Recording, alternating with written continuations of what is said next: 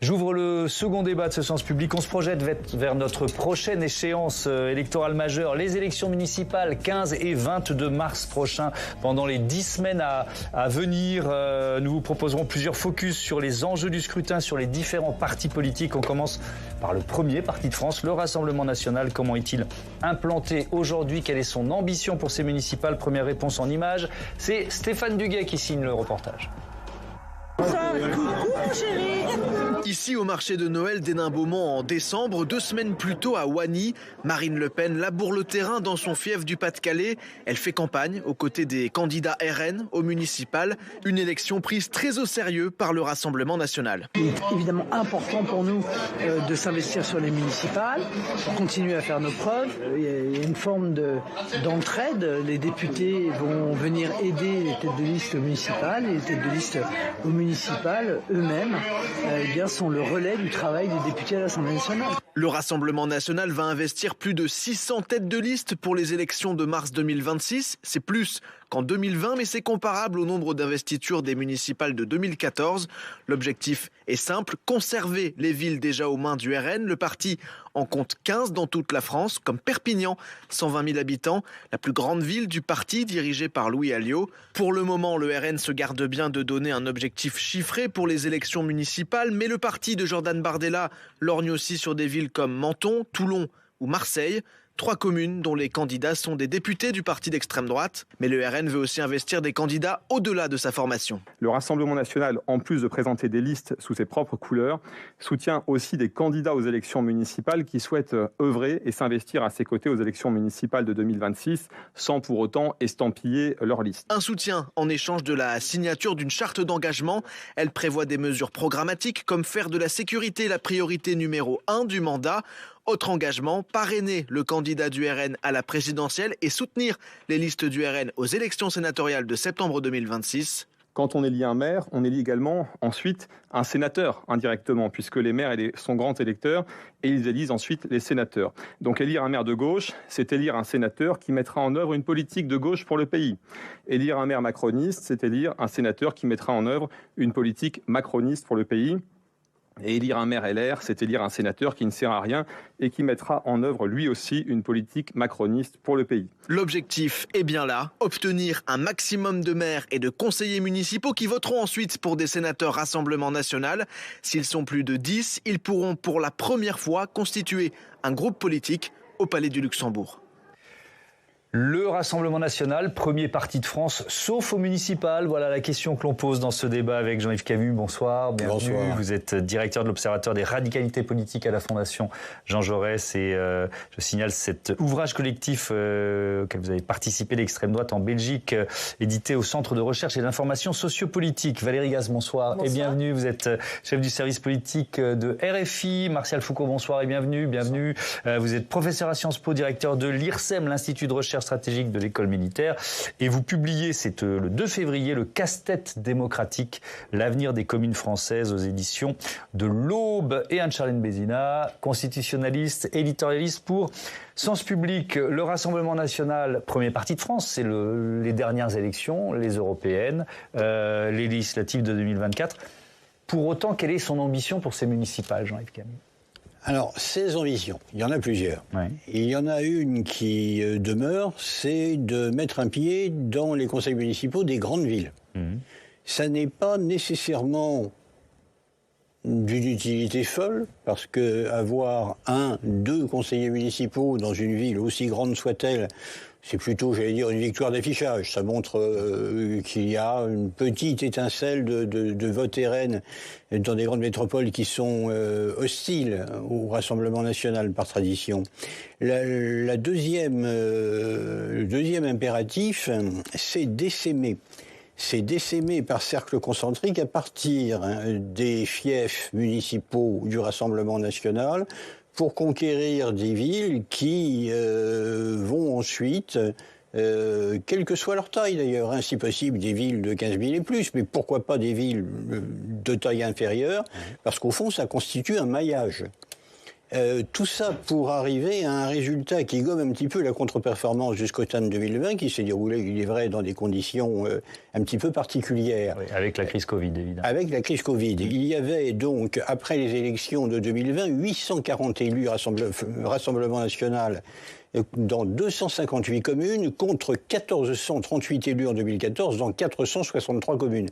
On voit bien la déperdition, et ça, c'est le score au jour J+1, sachant qu'on avait observé, après le scrutin de 2014, que ce parti perdait beaucoup d'élus municipaux dans la première année du mandat, des gens qui s'étaient retrouvés un peu élus par hasard, qui s'apercevaient que finalement c'était bien aride le travail de conseiller municipal, surtout quand on est seul dans l'opposition, et qui renonçait. D'accord, ok. Alors vous avez commencé à peindre ce tableau, ce décor. On va rentrer un peu dans le détail. Valérie Gasse, est-ce qu'il y a un objectif officiel du Rassemblement national, ou est-ce qu'ils se gardent au contraire d'être trop précis pour ces élections municipales? Non, je crois qu'ils essayent de ne pas être trop précis, parce que c'est un scrutin qui est un petit peu plus difficile que les autres pour eux. Et donc, l'objectif, c'est d'investir plus de candidats, d'essayer d'obtenir les résultats dont parlait M.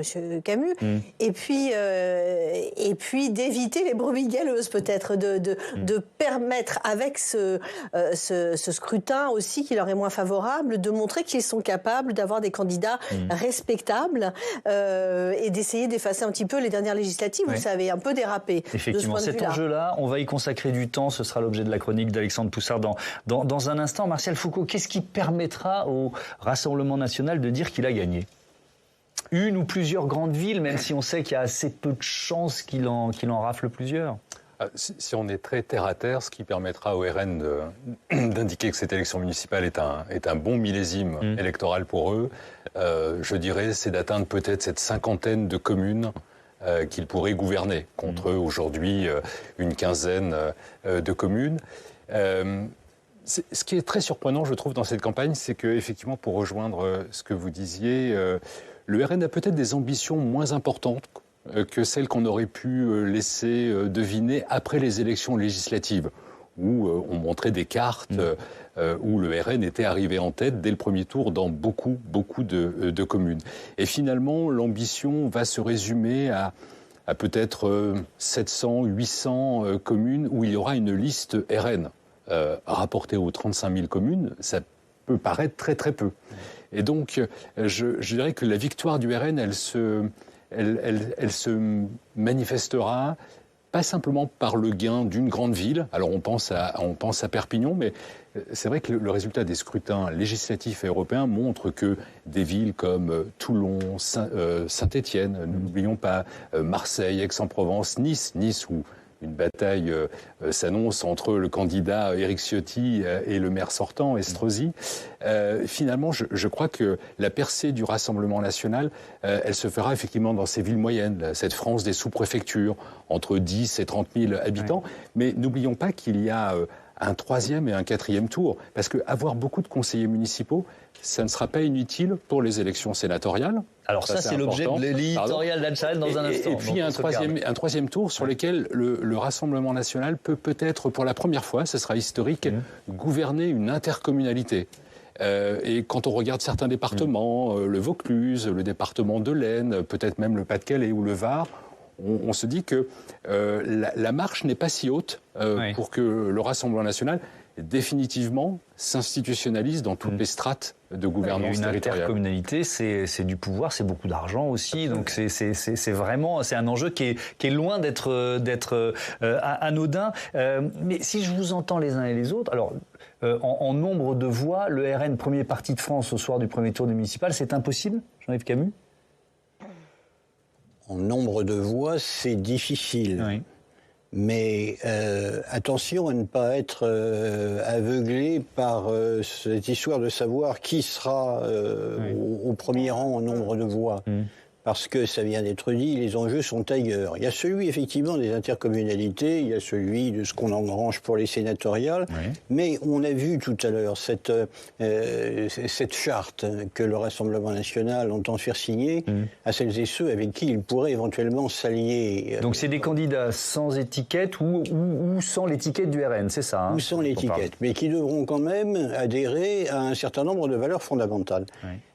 Tout ça me rappelle énormément les accords qui avaient été signés après le premier tour des élections régionales de 1998, et dont on a toujours considéré, enfin majoritairement considéré, que c'était des accords tambouilles, passez-moi l'expression, et que pour être réélus, 5 présidents de région appartenant alors au parti de la droite dite traditionnelle avaient accepté de signer un bout de papier avec le Front National. C'était pas du tout ça. C'était déjà des accords dans lesquels on retrouvait un certain nombre de conditions qui figurent aujourd'hui dans le projet d'accord de charte que l'on vient de voir, notamment l'arrêt aux subventions dites communautaristes, et tout ce qui pouvait tourner, on va dire, autour de la promotion de la société multiculturelle.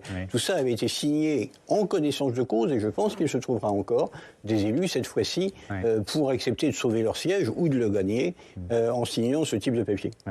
Première réaction, première question, Camille de Saint-Étienne de Tullemont. N'hésitez pas à flasher notre QR code, à participer à notre premier débat consacré aux élections municipales. Si certaines villes basculent Rassemblement national en 2026, ça pourrait changer quoi dans la politique locale? Valérie Gaz, il y a déjà la question des thèmes de campagne, ce sur quoi le RN va faire campagne pour ensuite voir ce qu'il appliquerait ou pas d'ailleurs s'il prend le pouvoir. On va être dans les fondamentaux du parti Le Péniste. La sécurité, c'est une des premières. C'est la première préoccupation des Français. Forcément, c'est pour le Rassemblement national le moyen de dérouler. Et c'est en effet un des éléments de la fameuse charte sur laquelle ils peuvent s'engager à soutenir un candidat qui n'est pas du Rassemblement national. Donc ça va être une thématique forcément qui va être sur le devant de la scène de la part du Rassemblement national et des autres. Et là-dessus, on a souvent tendance à dire que les électeurs peuvent préférer l'original à la copie et aller vers ceux qui défendent ces thématiques et ces politiques. Moi, j'ai envie de dire aussi sur la victoire pour le Rassemblement national, ce serait aussi d'engager une dynamique, c'est-à-dire de réussir à avoir un meilleur score, à peut-être nouer des alliances, à être un peu moins repoussoir justement dans les exécutifs locaux et à se notabiliser un petit peu plus au niveau municipal, ce qui serait déjà une avancée et ce qui permettrait de préparer, d'engager l'élection fondamentale qui va se jouer l'année d'après. Donc ça, ce serait une avancée et c'est vrai que la thématique de la sécurité, ça peut les porter. Mais alors, et pour répondre encore en allant un peu plus loin à la question que je viens de poser de notre téléspectatrice, c'est est-ce que les maires Rassemblement national font une politique Rassemblement national quand ils sont aux manettes, Martial Foucault, ou pas? Ou est-ce qu'ils gomment finalement un peu d'aspérité? Il n'y a jamais eu véritablement une doctrine du municipalisme frontiste, en quelque sorte. Au fond, les quelques communes où le RN et avant le Front National a réussi à conquérir la gestion municipale, qu'est-ce que l'on a vu dans quelques communes? Des conflits autour de la gestion des subventions, principalement, des associations qui se voyaient couper des subventions accordées avant par les équipes municipales précédentes. Mais il n'y a pas une doctrine du Rassemblement national dans la gestion municipale, parce que, à la fois, ce sont des petites communes où le champ des compétences est assez limité. Et puis, deuxième élément, ça c'est peut-être la nouveauté du scrutin 2026, on voit déjà un certain nombre de parlementaires et donc de députés qui vont prendre part à cette campagne municipale. Et je pense qu'on aura des dizaines de députés qui seront présents sur des listes et qui vont contribuer par rapport aux thématiques à effectivement la thématique de la sécurité, elle est importante et on est dans un contexte où moi je suis très surpris de voir la place occupée dans ce début de campagne municipale par le sujet du narcotrafic et notamment dans des zones plutôt rurales où on va dire de l'urbain mais très peu dense. Et puis un autre sujet qui sera à mon avis un thème parce que les autres partis politiques vont nécessairement devoir se positionner, mais c'est un autre thème qui est celui, le Rassemblement national doit incarner une alternative face au désordre politique que la scène nationale expose. Et au niveau local, je dirais que cette attention sur l'idée d'un parti capable peut-être en 2027 de conquérir le pouvoir suprême, peut convaincre un certain nombre d'électeurs qu'il vaut mieux avoir un parti qui gouverne au plan national et au plan local. Alors, avant 2027, il y aura les sénatoriales et on va en parler dans un instant parce que c'est l'un des enjeux indirects de ces élections municipales. Vous allez nous l'expliquer, Anne-Charlène. Mais peut-être une dernière question sur le bilan des maires RN, Jean-Yves Camus. Est-ce que les grandes villes qui ont été aux mains d'élus Rassemblement National ou Front National ont servi de laboratoire ou pas ? La question du laboratoire, elle est tranchée depuis un petit peu après 1995. À l'époque, un certain nombre de maires ont pensé, et c'était le cas de Bruno Maigret à Vitrolles, qu'ils pouvaient faire de leur commune un laboratoire de ce que serait un gouvernement Front National à l'échelle de la France. Et puis, ils se sont aperçus qu'il existait quelque chose qui s'appelle le contrôle de légalité, qui est exercé par les préfets sur toutes les décisions du conseil municipal. Et sitôt, effectivement, que par exemple la préférence nationale est inscrite dans une décision de conseil municipal, eh bien, de fait, le contrôle de légalité passe et annule. C'était d'ailleurs à l'époque, dans le département du Var, Jean-Charles Marchiani, très peu suspect de gauchisme et très proche de Charles Pasqua, qui avait été le sabreur en chef des décisions du conseil municipal de Toulon. Donc, remise au magasin des accessoires de cette idée de faire des laboratoires locaux, pour passer à une gestion très terre-à-terre des compétences parfois limitées des petites communes. En gros, on évite toute augmentation de la pression fiscale, on gère la voirie, les jardins, les squares, on garde quand même un œil, parce que c'est important, sur les centres communaux d'action sociale et les offices municipaux de HLM quand il y en a. Et puis ensuite, surtout, ne pas faire de bruit, gérer à bas bruit, pour que la population se dise que finalement cette gestion est d'abord légale, il n'y a pas d'accroc, et ensuite finalement, pas si effrayante que ça, pas très différente de ce que pourrait faire dans la normalisation dont on parle par ailleurs, qui gère sur une liste d'intérêt communal. Alors, ces élections municipales, il y a donc cet enjeu indirect, puisque au sénatorial, vous savez, ce sont des élus, des conseillers municipaux qui votent pour les sénateurs. Anne-Charlène, le parti Le Pénis, il ambitionne de constituer un groupe parlementaire au Sénat. En effet, vous savez qu'à l'heure actuelle, le Sénat compte déjà 3 sénateurs RN. Il en faut aujourd'hui 10 pour se constituer en groupe. Alors, qu'est-ce que c'est exactement qu'un groupe ?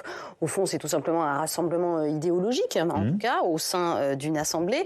Et c'est la réforme constitutionnelle de 2008 qui a abaissé ce chiffre, à peine 10 sénateurs, en réalité, pour constituer ce groupe. Et ça veut dire beaucoup de choses. Alors, qu'est-ce que ça offre comme possibilité ? En résumé, beaucoup de voix et de visibilité, beaucoup de capacités de direction et d'influence. J'en cite quelques-unes. Du temps de parole, questions au gouvernement, discussion de chaque amendement, création de droits particuliers, de possibilités de vote au scrutin public, au scrutin non public, création d'une commission spéciale, tous ces éléments qui font donc entendre le groupe de manière très différente de lorsqu'il n'en dispose pas. Autre élément qui là vraiment est assez connu aujourd'hui, c'est le fameux droit de tirage, c'est-à-dire la commission d'enquête que chaque groupe peut créer, et on sait aujourd'hui le pouvoir d'influence que ces commissions d'enquête ont acquis. Mais surtout, de la visibilité en termes de direction. On le sait, la conférence des présidents, dont tous les présidents de groupe font partie, mais aussi un président de groupe qui peut faire différentes demandes spéciales, et puis surtout des séances réservées, du temps particulier pour être entendu. Donc l'existence au sein d'une assemblée, d'un groupe, va donner beaucoup de poids, beaucoup de respectabilité aussi au groupe Rassemblement National. Alors ça, c'est pour le côté, on va dire, la liste tout simplement des pouvoirs qu'un groupe obtient. En termes politiques, pourquoi c'est lourd d'enjeu pour le Rassemblement National ? C'est lourd d'enjeu notamment par rapport à la capacité d'influence. On a vu quand même la mue à partir du moment où le premier groupe de l'Assemblée nationale a été un groupe RN, avec justement cette idée d'avoir une stratégie parlementaire. Et alors, une stratégie parlementaire bicamérale à l'Assemblée nationale et au Sénat, en gérant d'ailleurs aussi la cohérence de ces deux groupes, c'est évidemment quelque chose qui donne beaucoup de posture de sérieux et d'intégration, et je pense que c'est vraiment le premier point. Mais le deuxième, la présence notamment dans les commissions mixtes paritaires, dans la gestion des amendements, et donc le poids parlementaire très grand, poids politique qui peut être un poids de bascule, parce que c'est mon dernier point, mais sûrement le plus important, la majorité sénatoriale pourrait être amenée à se clarifier, à bouger beaucoup. Vous savez qu'à l'heure actuelle, il s'agit d'une majorité de centre-droit. Mais précisément, lorsque la droite aura affaire à un groupe sénatorial d'extrême droite, eh bien, est-ce que cette droite sera amenée à être polarisée un petit peu, ou en tout cas pourra-t-elle nouer autant d'accords avec le centre? Eh bien, tous ces éléments peuvent tout à fait amener à une clarification déjà de la place du groupe LR Sénat par rapport au groupe LR Assemblée, et surtout de cette majorité sénatoriale. Donc on perçoit bien que la capacité pour le RN de créer un groupe au sein du Sénat a quelque chose d'encore différent de l'Assemblée nationale, d'une forme d'intégration dans la Chambre, peut-être la plus haute, vous savez qu'on parle de haute assemblée ici, de la République. Oui, effectivement. Alors ça ouvre la question des alliances, effectivement. Valérie Gasse, on a commencé à l'évoquer, mais ce qu'Anne Charlène vient d'évoquer, c'est la question d'un RN force d'appoint ou au contraire pivot d'une nouvelle alliance parlementaire. C'est aussi ce qui va se jouer, alors là, à la dimension de certaines communes, l'union des droites, pour reprendre la terminologie. Oui, en effet. Et la charte qu'ils ont mis en place, c'est le début pour aller vers cette situation. Et puis, il va y avoir aussi, on va bien sûr être très attentif à tout ce qui va se tramer avec les Républicains au niveau local. Donc, ces alliances qui avant apparaissaient un petit peu incongrues, voilà, comme on pouvait le dire. Et en même temps, elles ne sont pas nouvelles, hein, c'est ce qu'on a rappelé. Elles ne sont pas nouvelles, mais là, elles pourraient prendre une autre forme qui deviennent plus respectables et qui sanctuarisent une espèce d'évolution du paysage politique, et bien dans lequel le RN est maintenant une force vers laquelle on se rallie et qui réorganisera en effet tout le spectre. Et en effet, les LR étant dans cette situation de devoir aller soit vers le RN, soit se rapprocher du centre. Et on va voir notamment les candidats à la présidentielle qui vont émerger. Et la question du bloc central et des LR, comment ça va s'organiser. Et c'est vrai que dans ce jeu-là, ce qui va se passer au municipal et au sénatorial va jouer un rôle important. Il me semble qu'on peut rajouter un argument, c'est cette idée aussi que le RN a actuellement, depuis 2024 et la majorité fracturée à l'Assemblée, beaucoup souffert de ne pas participer aux coalitions ou être considérés comme membres de l'arc républicain et pouvant participer au compromis. S'ils arrivent à faire la preuve que, parce que le scrutin proportionnel au niveau des municipales est un peu complexe, mais oblige finalement à gouverner sans cesse en coalition, eh bien s'ils arrivent à prouver qu'au sein des municipalités, eh bien la coexistence entre la droite, la gauche, etc., arrive à se faire avec le RN, ça romprait aussi tout à fait ce dogme du cordon sanitaire au niveau national. Voilà, le point final au Front républicain qui a déjà pris vraiment du plomb dans l'aile. Mais alors Jean-Yves Camus, concrètement, il y a déjà des villes où cette, je reprends Union des droites, est en train de se mettre en place. Alors concrètement, il y a déjà une commune du Vaucluse qui est la commune de Bédaride, dont le maire n'appartient pas au Rassemblement national, mais qui avait le soir même du scrutin, reçu les très chaudes félicitations de Marine Le Pen, ce qui fait qu'il est en quelque sorte dans un entre-deux.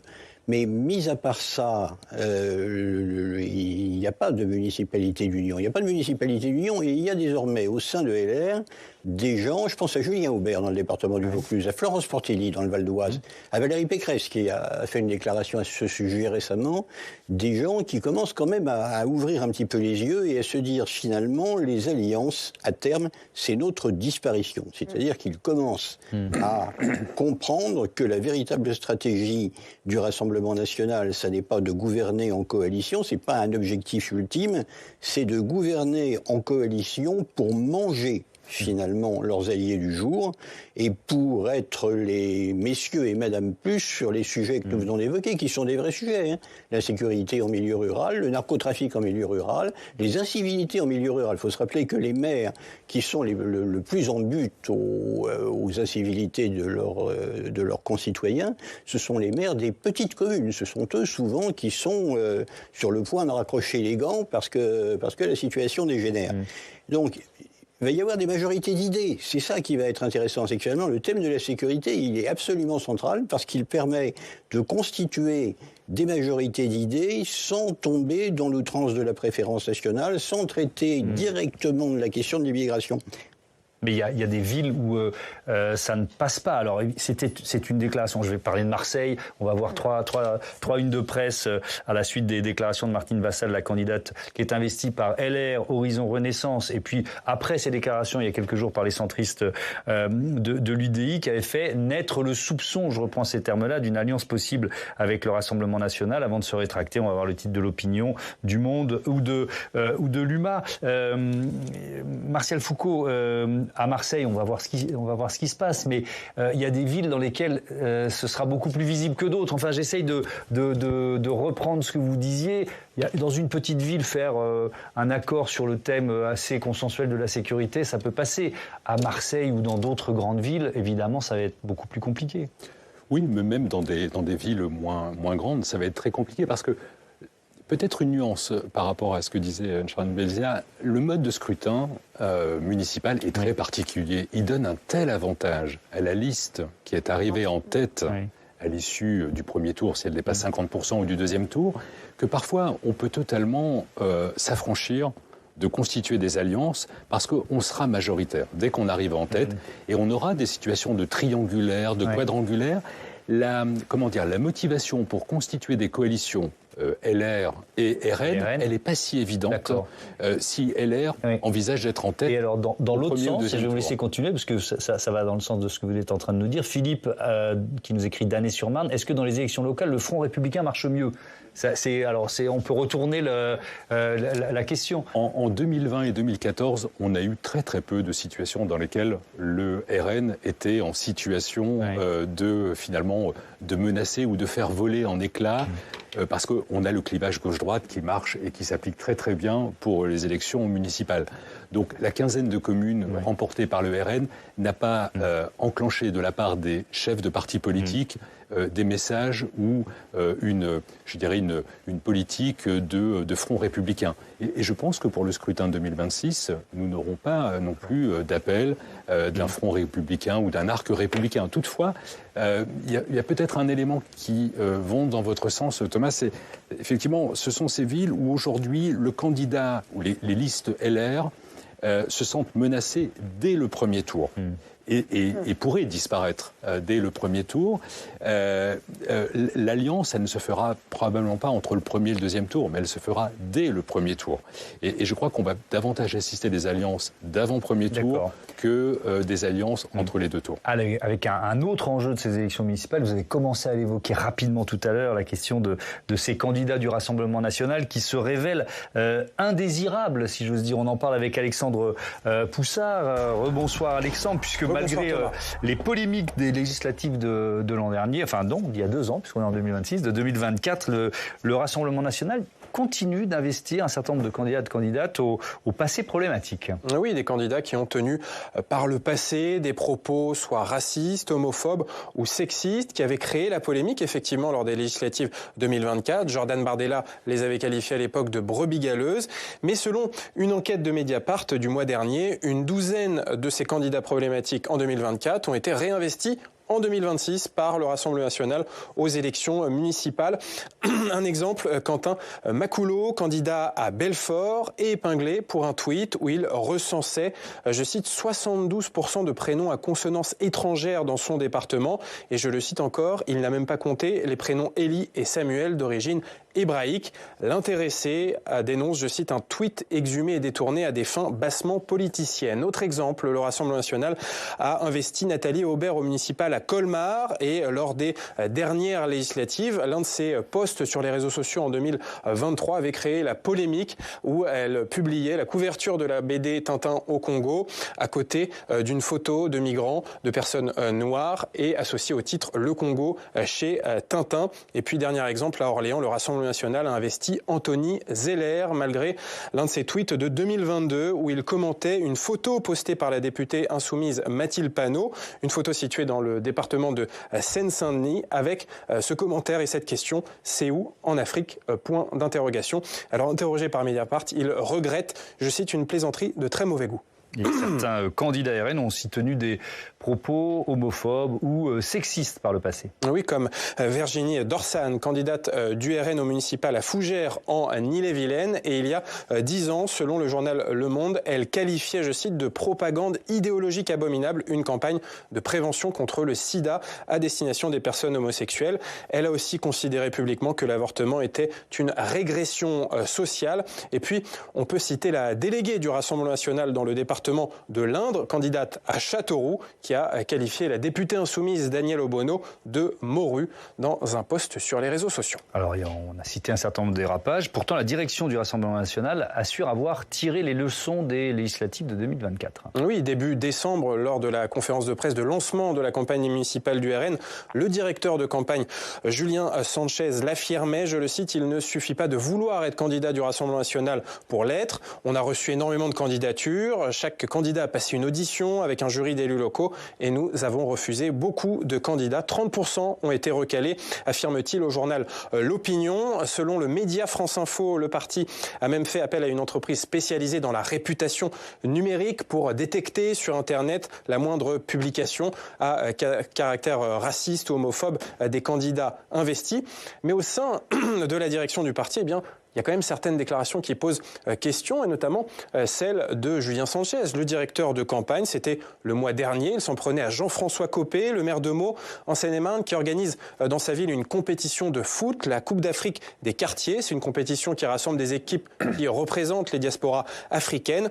Commentaire de Julien Sanchez dans le journal L'Opinion. Je ne savais pas que la ville de Meaux était la succursale du Mali. Et il estime que Jean-François Copé est comparable aux communautaristes de la France insoumise, je le cite. Voilà, on a connu mieux comme stratégie pour calmer d'éventuelles brebis galeuses. Merci beaucoup, Alexandre. Jean-Yves Camus, est-ce qu'il y a plus de brebis galeuses au sein du RN ou plus de journalistes pour les traquer? On peut balayer devant notre porte médiatique, d'une certaine façon. Les deux.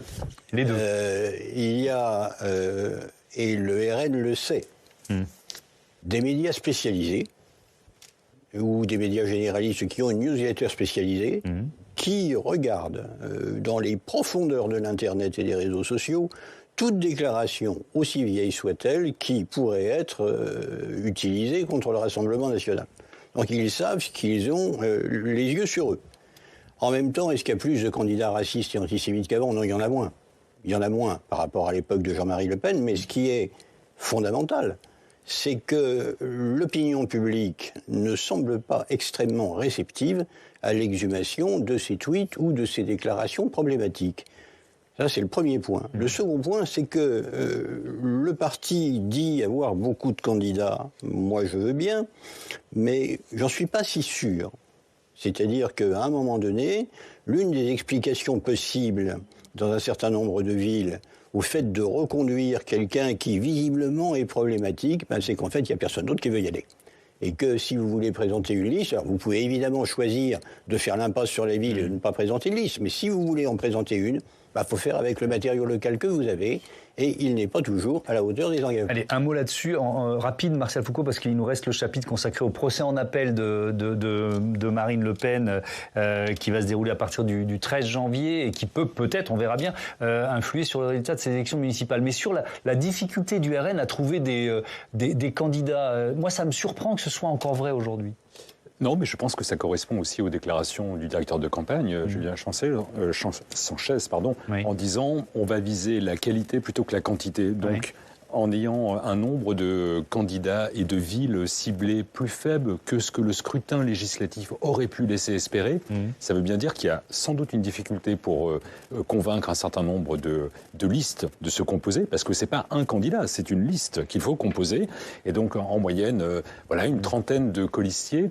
Et puis, deuxièmement, ce sujet de la respectabilité, il est au cœur de la stratégie de Marine Le Pen, donc elle ne peut pas se permettre sur un scrutin municipal 2026, à quelques mois, qu'elle soit candidate ou pas à l'élection présidentielle, de voir éclater ces dérapages. Et je rejoins Jean-Yves Camus, c'est vrai que l'électorat y accorde peut-être une importance moins grande que nous pouvons y accorder.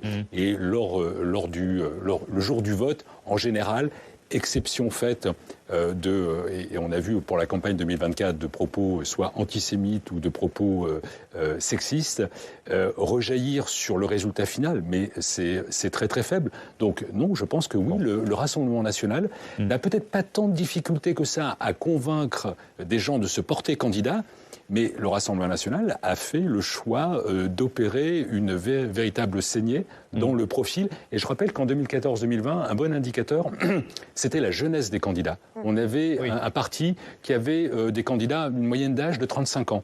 Pour 2026, on va voir cette moyenne d'âge progresser, et qui traduit cette évolution et la professionnalisation du parti. Je reprends la main pour parler de cette échéance judiciaire qui va peut-être, j'ouvre le débat, peser sur le scrutin du 13 janvier au 12 février, procès en appel de l'affaire des assistants parlementaires européens du Rassemblement national. Je vous rappelle que le 31 mars de l'an dernier, le tribunal correctionnel de Paris a condamné Marine Le Pen à 4 années d'emprisonnement, dont 2 fermes, 100 000 euros d'amende, et puis surtout cette peine d'inéligibilité de 5 ans avec exécution immédiate. Tiens, regardez cette archive de Marine Le Pen. On est 1 mois après sa condamnation. Elle appelle à utiliser ces élections municipales pour se lever contre, je la cite, ce qu'elle qualifie d'entreprise de confiscation de la démocratie. Aux législatives de 2024, ils vous ont volé la victoire. Aujourd'hui, ils veulent vous voler celle de 2027. Mais ils n'y arriveront pas. Et pour cela,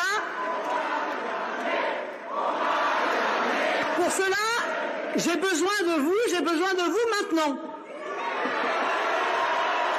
Parce que il y a quand même une chose qu'il semble ignorer. C'est qu'une élection nous sépare de 2027. Dans 1 an, en 2026, ce sont les élections municipales. Ce sont elles qui vous donneront l'occasion de vous lever contre leur entreprise de confiscation de la démocratie pour la reprendre en main au plus près de chez vous. Peut-être un mot, Valérie Gaz, de la stratégie de Marine Le Pen et du Rassemblement national, stratégie judiciaire avant ce procès en appel. Est-ce qu'elle garde sa ligne de défense ou est-ce qu'elle va en changer? Qu'est-ce que vous en savez de ça? Alors, il y a eu visiblement des évolutions et elle s'est rendue compte que peut-être la stratégie qui avait été mise en place au départ n'était pas la bonne. Donc, le côté procès politique pourrait peut-être être en appel un petit peu moins présent que ce qu'il avait été. Ce sera un argument qu'ils vont moins utiliser, a priori. A priori, oui, il y a quand même eu des réévaluations. Mais surtout, on a senti que Marine Le Pen, après un choc assez fort, après la décision de justice qui l'avait condamnée à l'inéligibilité et l'exécution immédiate, eh bien, a quand même intériorisé les choses et s'est préparé à ce que la décision finale ne soit pas en sa faveur. Donc, il y a tout un tas de stratégies politiques qui ont été aussi mises en place avec Jordan Bardella. Alors, dans un premier temps, on a senti un peu de friction, et puis tout ça s'est un peu apaisé. Maintenant, on essaye de montrer le duo qui fonctionne bien et la succession qui pourrait s'organiser un petit peu mieux politiquement au cas où Marine Le Pen ne pourrait pas y aller. Ouais. Donc, procès en appel jusqu'au 12 février, premier tour des élections municipales 15 mars, mais décision du tribunal d'appel seulement plusieurs mois plus tard. On n'aura pas la décision, Jean-Yves Camus. C'est évidemment très difficile de répondre à la question, mais est-ce que voilà, les audiences qui vont être médiatisées, naturellement médiatisées, elles peuvent avoir un impact négatif ou au contraire mobilisateur sur les électeurs de ces municipales? Je ne crois pas beaucoup, pour ma part, à l'influence du verdict de première instance et de ce qu'on pourra savoir du début des débats en appel. Sur le vote des électeurs à des élections municipales. Alors pourquoi est-ce que Marine Le Pen en est arrivée là? À mon avis, parce que la stratégie de défense au premier tour a été mal élaborée, c'est-à-dire que sans vouloir, je ne suis pas dans la tête des magistrats de première instance, mais me semble-t-il, ce qui les a particulièrement choqués, c'est l'espèce de désinvolture avec laquelle un certain nombre des personnes qui ont été appelées à la barre ont manqué au plus élémentaire des devoirs, montrer un mail prouvant quelque chose, montrer un début d'écrit qui laissait quand même voir qu'ils avaient un petit peu travaillé. Il y a eu une forme de désinvolture Et Marine Le Pen a choisi une défense de rupture dès la première instance, ce qui prouve finalement qu'elle avait décidé de donner un angle politique à ce procès parce qu'elle savait qu'elle n'avait pas, passez-moi l'expression, suffisamment de billes pour passer à travers la condamnation. Oui. Est-ce que l'appareil du RN, Martial Foucault, il est en partie grippé par cette épée de Damoclès, cette échéance judiciaire? Oui, mais je pense que le temps, les ressources qui vont être consacrées à ce procès en appel sont autant d'énergie que notamment Marine Le Pen ne pourra pas consentir à la campagne municipale. Il y a peut-être une interprétation, on peut se dire, la volonté du RN serait de transformer ce qui, si le jugement en première instance était confirmé, ce qui s'apparenterait à une défaite individuelle en victoire collective pour le Rassemblement national dès l'élection municipale. Parce qu'au fond, si le jugement est plus favorable et que Marine Le Pen est redevenue éligible pour le scrutin 2027, ce sera perçu comme une victoire du Rassemblement national. Et donc la machine présidentielle, en tout cas la course à l'élection présidentielle pourra se mettre en place. Si c'est le contraire, Marine Le Pen défendra comme elle l'a déjà fait, finalement le RN est le bouc émissaire d'organisations élitistes qui l'empêchent de pouvoir concourir à l'élection présidentielle. Et donc pour la campagne municipale, cette période de 1 mois, c'est beaucoup. Donc la machine RN va être forcément grippée. Et si vraiment le jugement est confirmé en appel, on peut considérer que le Rassemblement national, les candidats dans ces villes ne vont pas être immédiatement impactés. Mais l'image, c'est-à-dire la stratégie du Rassemblement national, et votre extrait est très intéressant en disant, quand Marine Le Pen appelle les électeurs à saisir ce scrutin pour envoyer un message, éviter... Notre démocratie ne confisque pas le pouvoir. Aujourd'hui, nous avons, je dirais, une architecture qui empêche cette confiscation. Mais pour Marine Le Pen, je dirais que les 4 semaines entre mi-février et mi-mars, si elle était condamnée, condamnation confirmée... Alors on n'aura pas le résultat, il faut le rappeler. Non, on n'aura pas, la décision. On aura les éléments de la défense qui donneront sans doute des indications. Je pense qu'au niveau local, ça a peu d'incidence. Au niveau national, là, c'est un autre sujet, c'est pour le scrutin présidentiel, on aura des informations qui risquent effectivement de mettre en péril pour moi, c'est cette vraie stratégie d'institutionnalisation. L'Assemblée nationale, le Sénat, les intercommunalités, et donc le parti est présent dans toutes les strates du pouvoir, du plus local au plus national, pour préparer 2027. Anne-Charlène, un mot ? Moi, je pense qu'il y a une distinction à faire entre l'influence que ça pourrait avoir sur les candidats au municipal et sur les électeurs. À mon avis, non 100 fois non sur les électeurs. On a vraiment été unanime sur ce plateau, mais c'est un scrutin très utilitariste que celui des municipales, notamment parce qu'en fait, beaucoup de thèmes de campagne déjà abordés ne sont pas des compétences municipales. Feu rouge, narcotrafic, tous ces éléments-là ne font pas partie du cheptel de compétences qui est en fait assez limité. Ordre public et sécurité, certes un petit peu, mais encore une fois sous le contrôle de l'État, éducation, culture, donc il n'y a pas grand-chose et les électeurs en sont très conscients. Donc c'est vraiment sur les priorités locales que les scrutins se font.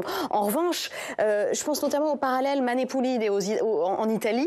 C'est vrai que donc, ça avait impacté, Opération Main Propre, ça avait impacté les scrutins régionaux. On s'était rendu compte que les candidats devaient faire preuve d'une certaine appétence pour la probité électorale que peut-être les candidats au municipal auront intérêt à en mettre en avant. Mais encore une fois, à mon avis, ce sera quand même de très peu d'influence. Merci beaucoup, ce sera le mot de la fin. Merci à tous et à toutes d'avoir participé à ce débat. Jean-Yves Camus, l'extrême droite en Belgique, publié par le Centre de recherche et d'information sociopolitique. Martial Foucault, votre livre à paraître ce 2 février, Le casse-tête démocratique, l'avenir des communes françaises, aux éditions de l'Aube. Et Valérie Gas, on vous suit évidemment sur l'antenne de RFI. À très bientôt sur ce plateau. Merci à toutes et à tous de votre fidélité. C'est parti pour 2026. On sera là tous les soirs à 18h et 22h pour essayer de donner du sens à cette actualité. Je vous dis à demain. Belle soirée.